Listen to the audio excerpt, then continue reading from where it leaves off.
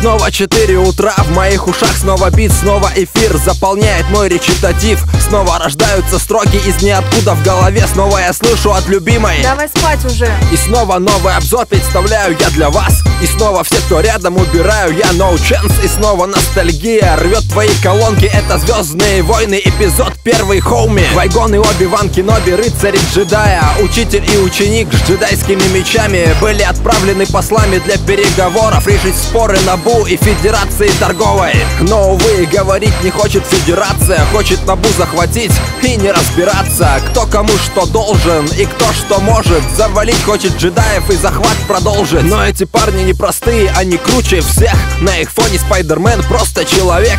Отбились от атаки и вперед на Набу. Надо королеве сказать: communication не true. Но джедаи опоздали, королева в плену. Федерация тут гнет свою линию. И как теперь поступят наши два героя, узнаешь, посмотрев кино, а не журнал Плейбоя. Фильм этот сняли в 99-м, рядом никто не стоял. Знаешь, какие затраты? 115 лямов вложили в этот фильм, а подняли миллиард. Как вам, нехило? Вкатило в общем всем, недовольных нет. А если даже и есть, то пропал их след. Ответ прост, если спросишь, сколько баллов. Десятка твердая, конечно, тут стоит как надо. И снова завершаю я очередной обзор. И снова говорю спасибо всем, кто со мной. И снова я прощаюсь с вами ненадолго. Это рэп-кинообзор для твоего дома.